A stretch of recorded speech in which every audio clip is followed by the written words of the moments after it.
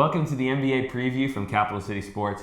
I'm Garrett, Lash, and this is Stevenson, and today we're going to preview the Western Conference for you. Now, many would say the Western Conference was the better conference last year.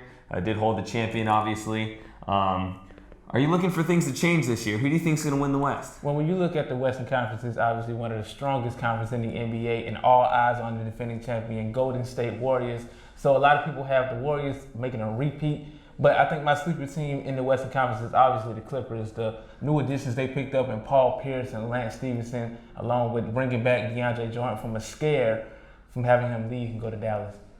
Yeah, I'm going to say that I think that Golden State's going to win it again this year. But if I had to make a sleeper pick, it would be the Oklahoma City Thunder. I think they could make a real run at Golden State. I think Golden State's bringing back most of its players. Its team is mainly intact from last year. Mm-hmm. Obviously, Steph Curry hasn't even gotten into his prime yet. Mm-hmm. But then you think about Oklahoma City and the firepower that they have in Westbrook and Durant. Hopefully they can stay healthy this year. But it's also the role players of Oklahoma City. And I think that people like Steven Adams and like Serge Ibaka and these guys can really step up, make an inside presence, and maybe make Oklahoma City more of a two-dimensional team. And you look at a lot of teams who made a lot of changes in the offseason. Of course, the Portland Trail Blazers and losing LaMarcus Aldridge to the San Antonio Spurs. So that's another team that you can't sleep on in the Western Conference.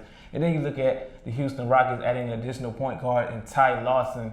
And plus, you have a lot of most improved teams in the Western Conference. One of my picks is the Phoenix Suns, who have the two-star power in the 1-2 in Eric Bledsoe and Brandon Knight. Yeah, it seems like the Phoenix Suns have been right on the cusp of the playoffs for a couple years now.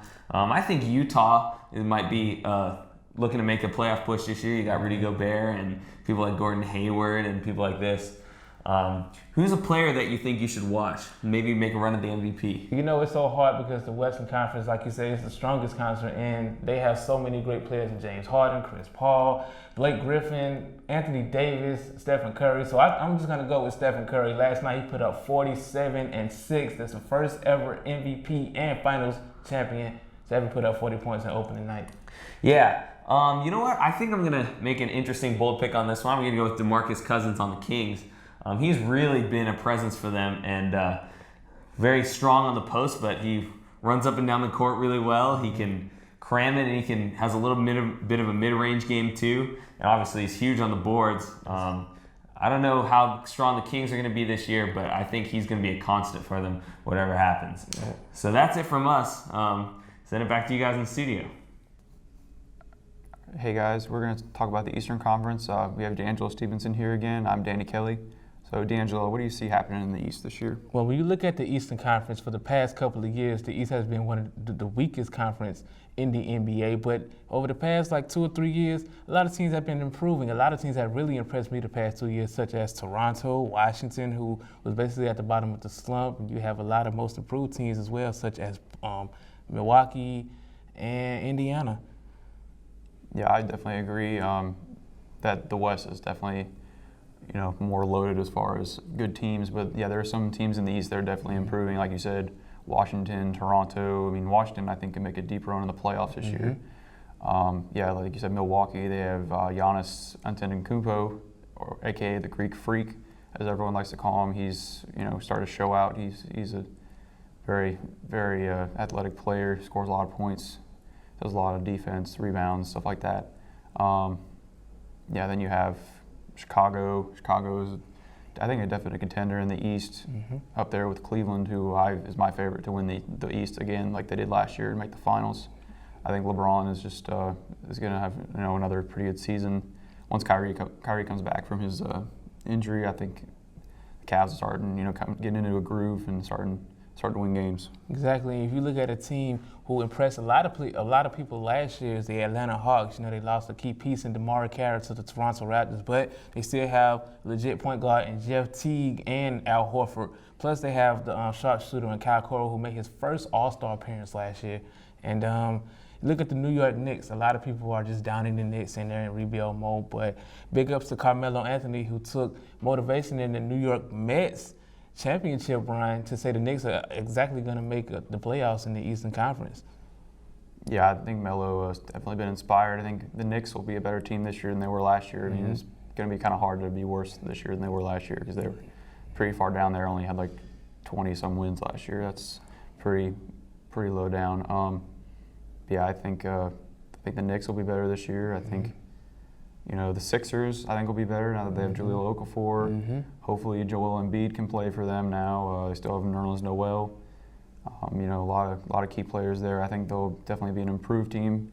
Maybe not quite make the playoffs, but I still think they'll be improved. And plus, you look at the Boston Celtics, who kept that same chemistry within the franchise for a long time. They lost the Big Three a couple of years ago, but they still kept that same composure and that winning attitude. Last year, they made the playoffs. They barely made the playoffs, but they made it still, creeping in that 8th spot over Charlotte and Indiana. But they lost in the first round to, of course, the Cleveland Cavaliers. Yeah, I think it was a sweep, wasn't it? It was a sweep. It was a sweep. Yeah, but I think they played pretty well against the Cavs, but in each game, the Cavs kind of pulled away at the end, and the Celtics just came up a little bit short in all 4 games in that series. But I think the Celtics, honestly, I've been hearing people say the Celtics could possibly be a 3 or 4 seed in the East this year. That's how wide open it is as far as the talent level in the East. I see maybe 2 or 3 teams in the East making the playoffs that are below 500. I mean, because that happened last year. I think it's going to happen this year. Because, like I said, the West is probably going to beat up on the East this year as they did last year. All right, so who is your key player to watch this year in the Eastern Conference? Well, I'd like to start off with John Wall of the Washington Wizards. I think John Wall is going to be a key player in their offense this year. He, finds the open man when he's passing. He is has good ball handling skills. He, dribble around defenders, drive to the basket. Make some crazy acrobatic shots. So look for John Wall to score, 20 points a game and have maybe 10 to 15 assists. All right, for me, a lot of people want to say LeBron or maybe even, some other player, but a lot of people think this guy may not be the same player he was a couple of years ago, but let's not forget he still was the 2011 MVP and he is a 3-time All-Star. I'm going to go with Derrick Rose. Last night in the season opener against the Cavaliers, he scored 19. It's not really the average that we have from Derrick Rose, but he's on the come up, especially playing with a guy like Jimmy Butler. He's passing more. He's finding the open man. He still has the explosiveness that we've seen over the past couple of years. And I think he can just be a way better leader in the experience he had to learn from the rehab.